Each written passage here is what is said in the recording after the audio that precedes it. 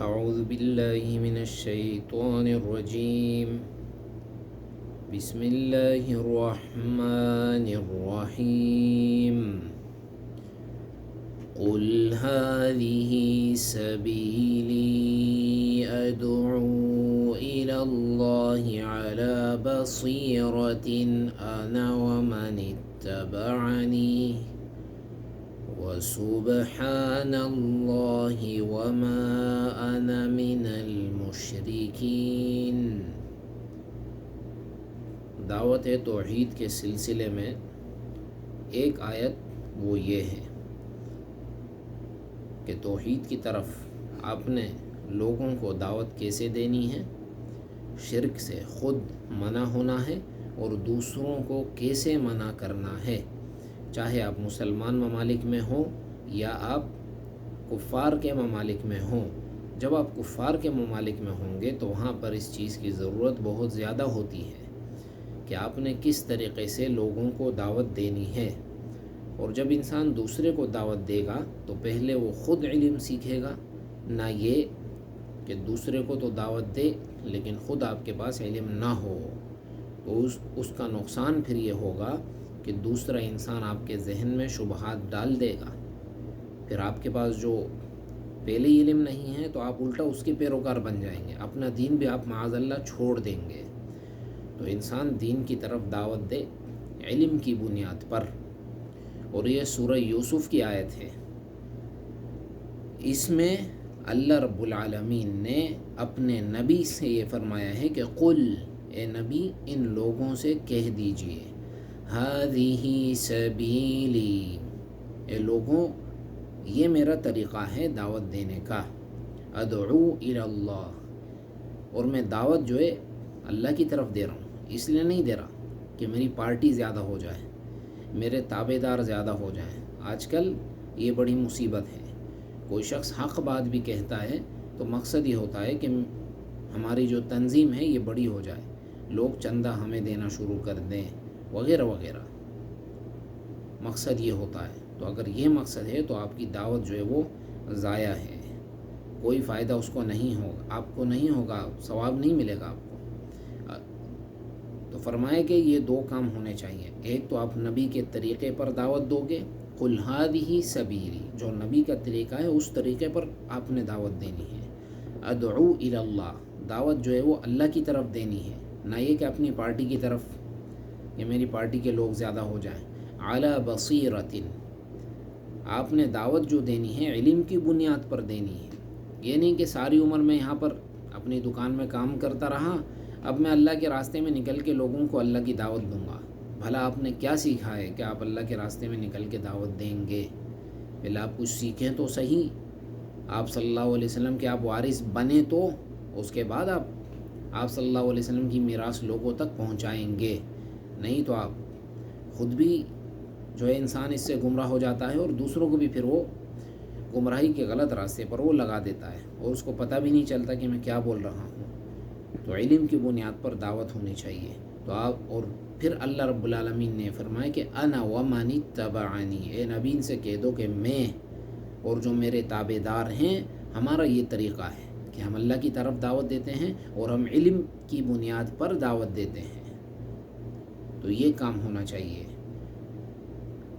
آپ صلی اللہ علیہ وسلم کا طریقہ یہ تھا دعوت میں، جیسا کہ معاذ رضی اللہ تعالیٰ عنہ کی صحیح حدیث میں آتا ہے کہ آپ لما بعث ان رسول اللہ صلی اللہ علیہ وسلم لما بعث معاذا الى الیمن، کہ جب آپ صلی اللہ علیہ وسلم نے معاذ رضی اللہ تعالیٰ عنہ کو یمن کی طرف دعوت تبلیغ کے لیے بھیجا.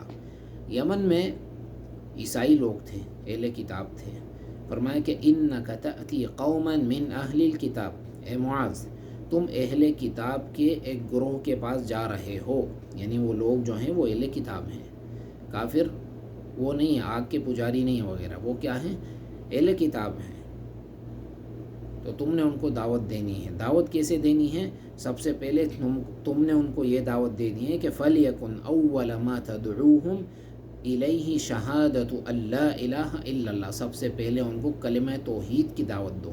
یہ نہیں چلے گا کہ تم بھی عیسیٰ کے ماننے والے ہو، تمہارے پاس بھی آسمانی کتاب ہے، ہمارے پاس بھی آسمانی کتاب ہے، لہٰذا تم بھی مسلمان، ہم بھی نہیں، مسلمان نہیں ہیں، وہ کافر ہیں، اہل کتاب یہود و نصارہ یہ کافر ہیں، اسلام کے دشمن ہیں۔ تو فرمائے کہ ان کو تم پہلے یہ دعوت دو کہ شہادتی اللہ الہ الا اللہ، کہ یہ گواہی دو کہ اللہ کے سوا معبود برحق نہیں ہے، شرک سے باز آ جاؤ۔ سب سے پہلے ان کو یہ بات بتاؤ کہ تم نے شرک سے باز آنا ہے۔ بعض لوگ کہتے ہیں کہ اگر ہم شرک کی اور بدعت کی بات کریں گے تو پھر لوگ ہماری بات سنیں گے نہیں، تو یہ غم بیچاروں کے ذہن میں ہوتا ہے۔ حالانکہ اس بات کا اللہ نے آپ کو مکلف نہیں کیا کہ لوگ آپ کی بات سنیں گے یا نہیں سنیں گے، مانیں گے یا نہیں مانیں گے۔ آپ اپنی بات بتا دیں حکمت عملی کے ساتھ، لہجہ نرم ہونا چاہیے، انتقام کا ارادہ نہ ہو اس میں، بلکہ اس بھائی کی نصیحت مقصود ہو۔ آپ بتا دیں، پھر بھی اگر وہ قبول نہیں کرتا تو فَإِنَّمَا عَلَيْكَ الْبَلَاغُ، آپ کا کام پہنچا دینا ہے، وَعَلَيْنَا الْحِسَابُ، حساب و کتاب ہی اللہ کے ذمہ ہے۔ تو فرمائے کہ سب سے پہلے تم ان کو لا الہ الا اللہ اس بات کی دعوت دو کہ اللہ کے سوا کوئی معبود برحق نہیں ہے، ذَلِكَ بِأَنَّ اللَّهَ هُوَ الْحَقُّ، کہ اللہ جو ہے، اللہ یعنی معبود کہ جس کی عبادت کی جائے برحق وہی ہے، اسی کی عبادت کی جائے گی۔ باقی جتنے بھی ہیں جن کی تم دعا کرتے ہو، جن سے تم سجدہ کرتے ہو، جن کے نام پر نظر و نیاز کھلاتے ہو، یہ سب معبودان باطلہ ہیں۔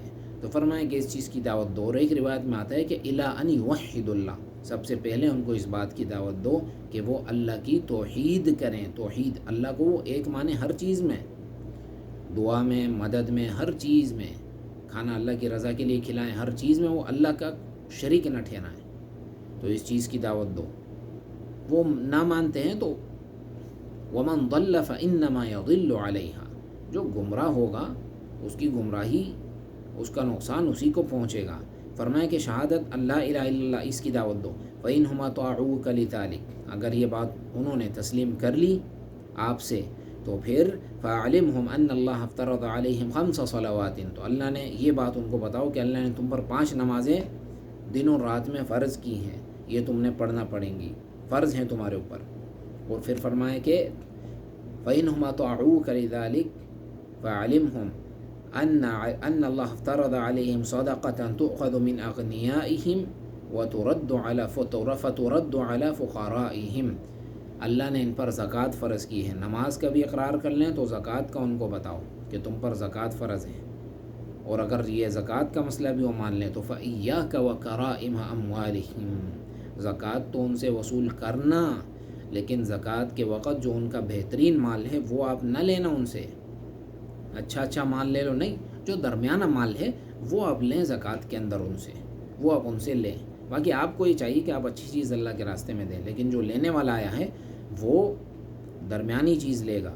تو فرمایا کہ زکوٰۃ ان سے لو، اور وَاتَّقِ دَعْوَةَ الْمَظْلُومِ، مظلوم کی دعا سے بچو، فَإِنَّهُ لَيْسَ بَيْنَهَا وَبَيْنَ اللَّهِ حِجَاب، کیونکہ مظلوم کی دعا اللہ رب العالمین قبول فرماتا ہے، چاہے وہ کافر ہی کیوں نہ ہو۔ ظلم جو ہے، ظلم یہ اللہ کو کسی طرح بھی جو ہے وہ اللہ رب العالمین بخشے گا نہیں اس کو، الا یہ کہ تم توبہ مانگ لو۔ ظالم کا بدلہ، مظلوم کا بدلہ اللہ تم سے لے گا، الا یہ کہ تم ان سے بخشوا لو اور اللہ سے توبہ مانگ لو۔